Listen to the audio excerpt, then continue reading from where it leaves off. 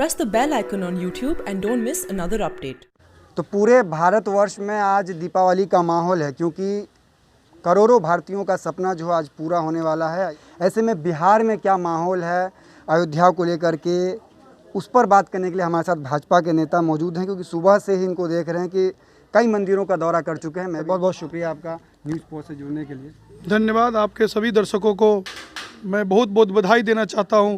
मैं अपने सभी भारतीय जनता पार्टी के सभी कार्यकर्ता, सभी देशवासियों को बधाई देना चाहता हूं कि आज हमारे देश में जो माहौल है, जो उत्साह है, वो लग रहा है कि आज से 100 वर्ष, करोड़ों वर्ष पूर्व नहीं, आज ही के दिन रामचंद्र जी पुनः वन से वनवास का समय पूरा करके और अयोध्या में लौटे हैं। और उसका पूरा का पूरा श्रेय हमारे देश के यशस्वी प्रधानमंत्री आदरणीय श्री नरेंद्र मोदी और इस देशवासी का जो उनके प्रति प्यार है उसको जाता है। आज बड़े ही धार्मिक लग रहे हैं आप भी, क्योंकि सुबह से ही मंदिरों का दौरा है। तो सिर्फ आज के लिए या फिर हमेशा ही ऐसा रहता है? नहीं, हमारा तो हमेशा से रहता है, लेकिन आज का कुछ दिन विशेष है। आज हम अपने क्षेत्र गौराबोराम विधानसभा में सुबह से करीब 4-5 मंदिर में गए हैं। अभी हम लोग कसरोड़ बसोली पंचायत में है, जहाँ पे माँ भगवती का जो प्रसिद्ध मंदिर है, वहाँ से आशीर्वाद लेने के बाद अभी कुछ दिन पहले जो बजरंगबली मंदिर था, फिर वहाँ आए हैं। फिर ये राम मंदिर है, सीताराम जी का मंदिर, यहाँ आए हैं। और उसके बाद अभी क्षेत्र के विभिन्न मंदिरों में जा कर के, और शाम में हम लोगों का एक महाभोग का कार्यक्रम है, जो हम लोग हमारा जो सहयोगी दल है बजरंग दल, उसके माध्यम से हम लोग आज हजारों दीप का ज्वलन करेंगे। और हर्षोल्लास के साथ सभी देशवासी जिस तरह से दीपावली का आज ये त्यौहार मना रहा है, एक नया दीपावली है, उस तरह से हम लोग शाम में दीपावली मनाएंगे। क्या माहौल देखने को मिला अभी तक आपको क्षेत्र में?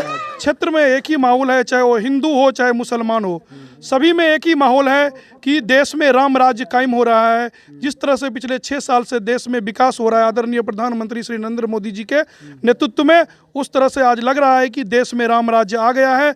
और आने वाले समय भारत को विश्व गुरु से, हमारे भगवान रामचंद्र जी के कृपा से, हनुमान जी के कृपा से ये देश विश्व गुरु बन के रहेगा।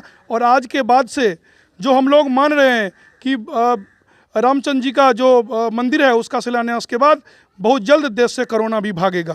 चलिए, आप बहुत ज़्यादा क्षेत्र का दौरा कर रहे हैं, हम विधानसभा चुनाव पर आते हैं, क्या माहौल लग रहा है इस बार? भारतीय जनता पार्टी और एनडीए की गठबंधन पूरे बिहार में 2/3 से अधिक मतों से जीतेगा।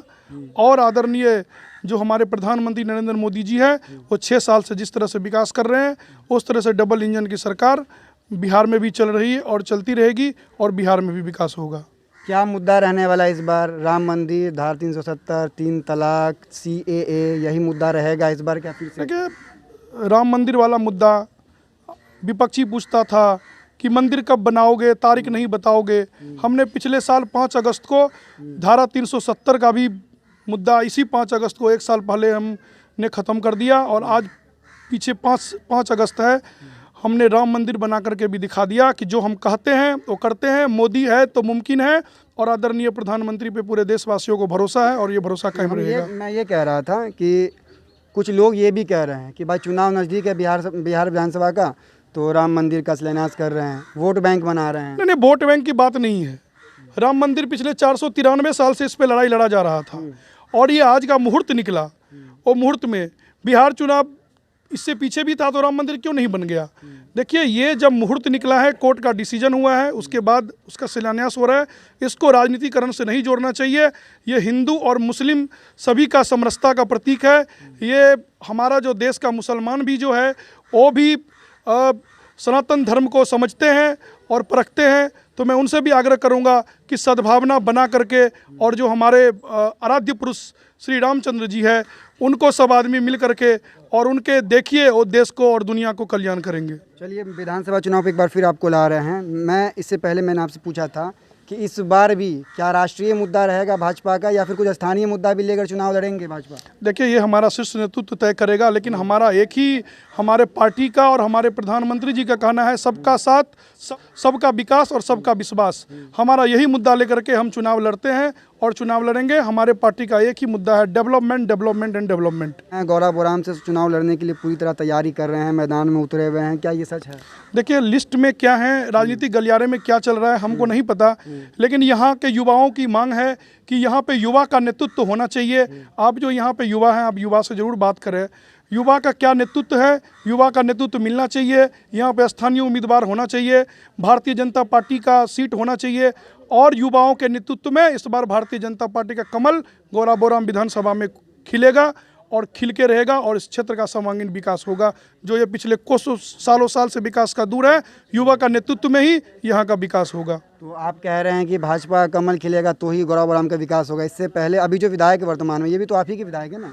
नहीं, विधायक हैं, पिछले 20 साल से यहाँ पे विधायक हैं। स्थानीय उम्मीदवार की यहाँ पे जरूरत है, स्थानीय विधायक यहाँ पे होना जरूरी है, और एक पढ़े लिखे कर्मठ युवा की जरूरत है। मैं नहीं बोल रहा हूँ कि मैं ही उम्मीदवार हूँगा या कोई होगा, यहाँ पे युवा का नेतृत्व चाहिए, और युवा है। और ये जो गौरा बोराम विधानसभा है, इसमें 50 से अधिक % का जो अपना वोटर है वो युवा है। कमेंट करना चाहिए। बताइए, आप युवा हैं, आप यहाँ चुनाव लड़ना चाह रहे हैं, आपको यदि पार्टी टिकट दे दे, भाजपा की सीट हो जाए गौरा बोराम, तो आप कैसे लोगों को समझाइएगा? क्योंकि पिछले इस बार भी तो आप ही क्या जो सरकार के विधायक हैं, कैसे समझाइएगा? लोग नहीं, नहीं, देखिए, हमारा एक विजन है, हम एक संकल्प लेकर के क्षेत्र में आए हैं, और हमको टिकट मिलेगा नहीं मिलेगा इस पे हम नहीं जाते हैं। ये पार्टी का शीर्ष नेतृत्व तय करेगा कि किसको मिलना चाहिए। हम एक कार्यकर्ता है, तो हमारा इच्छा है कि हम यहाँ से चुनाव लड़ें। पार्टी तय करेगा, अगर पार्टी किसी और को तय करेगा तो हम उसके साथ में रहेंगे। एनडीए का अगर जेडीयू का सीट भी होगा तो भी हम उसके साथ रहेंगे, एलजेपी का सीट होगा तो भी हम उसके साथ रहेंगे। हम भारतीय जनता पार्टी के एक समर्पित कार्यकर्ता हैं, लेकिन यहाँ का युवाओं का जो मांग है, मैं उसके बारे में बोलता हूँ। मैं अपना इच्छा नहीं, जो युवाओं का इच्छा है कि यहाँ पे एक युवा का नेतृत्व होना चाहिए। आपने नाव दिया एक गाँव में, अभी आपने ढलाई करने की बात कही है। मैं बार बार कह रहा हूँ कि यहाँ के जो विधायक है वो आपके एनडीए से ही हैं जी। क्यों जरूरत पड़ रहा है आपको ढलाई करवाने का अपने कोष से? क्यों जरूरत पड़ रहा है नाव देने का? देखिए, वहाँ के हमारे मंडल अध्यक्ष का फ़ोन आया, और वहाँ के भारतीय जनता पार्टी के कुछ कार्यकर्ता का फ़ोन आया कि यहाँ पे एक नाव चाहिए। ये चारों बगल से वो गांव जो था वो टापू में, नदियों के बीच में पड़ा हुआ था, तो मेरे को लगा कि वहाँ पे नाव चाहिए, हमने वहाँ पे नाव दिया। अब विधायक क्या कर रहे हैं हमको नहीं पता। यहाँ पे ग्रामीण का जो आग्रह था कि यहाँ पे एक ढलाई होना चाहिए, हम अपने पार्टी फोरम में भी और आगे भी बात करेंगे। अगर वहाँ से हो गया तो ठीक है, नहीं तो हम अपने तरफ से यहाँ कराएंगे। ये छोटा छोटा काम है, वो हम उसमें सक्षम हैं, हमारी संस्था सक्षम है।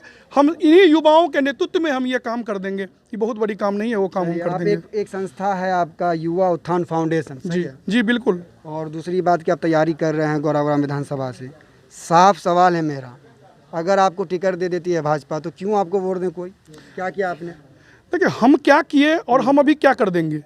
हमारी संस्था है, पिछले 3 साल से हम इस क्षेत्र में लगे हुए हैं। देखिए, जब हम 10वीं पास करके दिल्ली चले गए थे, सभी माँ बाप का अपना इच्छा होता है कि हमारा बच्चा बाहर चढ़ करके पढ़ के आए। तो हमने बाहर गया, पढ़ाई लिखाई किया, अपना बिजनेस किया, लोगों को रोजगार दिया। रोजगार देने के बाद हमको लगा कि हमारे क्षेत्र में जो विकास है वो नहीं हो रहा है, तो हमने अपने क्षेत्र में आया। हमने अपना एक संकल्प लिया हुआ है कि हम इस क्षेत्र का विकास करेंगे। इस क्षेत्र में जो विकास से दूर है, इस क्षेत्र में इको विलेज सिस्टम बनना चाहिए।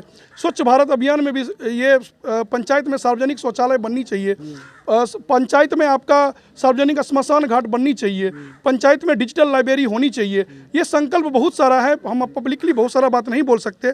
हम अपना एक विजन ला रहे हैं गौरा बोराम विधानसभा को देख करके।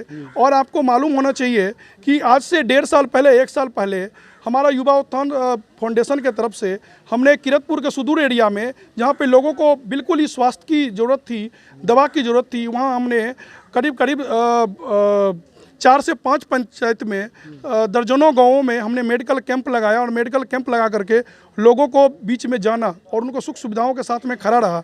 इसीलिए लोगों को आग्रह रहेगा कि अगर भारतीय जनता पार्टी हमको मौका देती है तो आप लोग हमारे साथ में खड़ा होइए। वो समय बताएगा कि क्या पार्टी हमको जिम्मेवारी देती है कि नहीं। अगर पार्टी जिसको भी जिम्मेवारी देती है, भारतीय जनता पार्टी का विचारधारा के साथ में लोग जुड़िए और जुड़ करके इस देश को विश्व गुरु बनाइए। बहुत बहुत शुक्रिया। तो हमारे साथ थे युवा उत्थान फाउंडेशन के चेयरमैन हैं और साथ ही गौरा बोराम विधानसभा से काफ़ी मेहनत कर रहे हैं। आप देख रहे होंगे कि पूरे पूरा बदन उनका पसीना से डूबा हुआ है। सुबह से ही कई मंदिरों में जा चुके हैं और कई जगहों पर आश्वासन दिए हैं कि वो अपने स्तर से भी काम करवाएंगे और सरकारी स्तर से अगर होगा तो ठीक है, नहीं तो अपने स्तर से करवाएंगे। ये तमाम चीज़ें चुनाव के मद्देनज़र है और चुनाव की पूरी तैयारी है। अगर भाजपा इनको टिकट देती है तो बेहतर से बेहतर काम कर ये दिखाना चाहेंगे, ये इनका आश्वासन है। नमस्कार।